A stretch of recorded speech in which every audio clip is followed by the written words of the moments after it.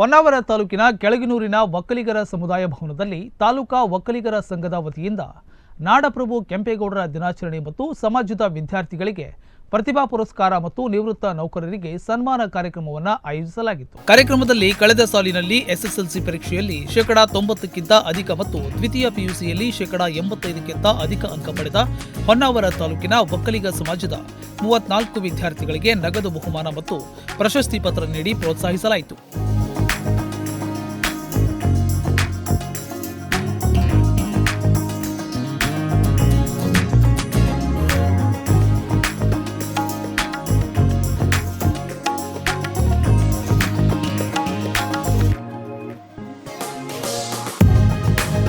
ಯೋಗ ಸ್ಪರ್ಧೆಯಲ್ಲಿ ರಾಜ್ಯ ಮಟ್ಟದಲ್ಲಿ ಸಾಧನೆ ಮಾಡಿದ ಕುಮಾರ್ ನಿಖಿಲಿಗೌಡ, ಕುಮಾರ್ ಮಂಜುನಾಥ ಇವರನ್ನ ಹಾಗೂ ಈ ಸಾಲಿನಲ್ಲಿ ಪಿಡಿಒ ಹುದ್ದೆಯಲ್ಲಿದ್ದು ಸರ್ಕಾರಿ ಸೇವೆಯಿಂದ ನಿವೃತ್ತರಾದ ಮಂಜುಗೌಡ ಮಾವಿನಕುರ್ವ ಮತ್ತು ಲೈಬ್ರರಿಯನ್ ಮಂಜುನಾಥ್ ಗೌಡ ಹೊಳ್ಳಕುಳಿ ಇವರನ್ನ ಗೌರವಿಸಿ ಸನ್ಮಾನಿಸಲಾಯಿತು.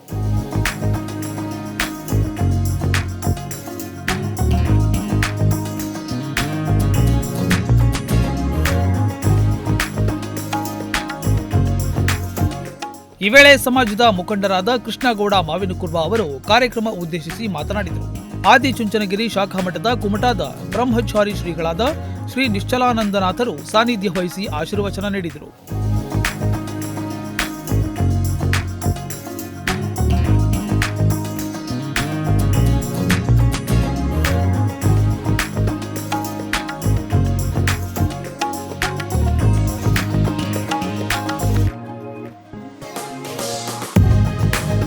ಈ ವೇಳೆ ತಾಲೂಕು ಒಕ್ಕಲಿಗರ ಸಂಘದ ಅಧ್ಯಕ್ಷರಾದ ತಿಮ್ಮಪ್ಪ ಗೌಡ ಅಧ್ಯಕ್ಷತೆ ವಹಿಸಿದ್ರು.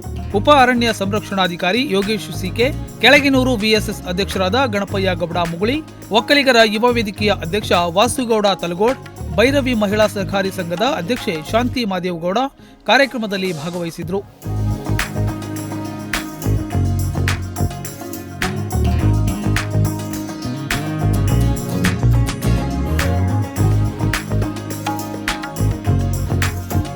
ನಾಗರಾಜ್ ನಾಯ್ಕ್, ನುಡಿಸಿರಿ ನ್ಯೂಸ್, ಹೊನ್ನಾವರ.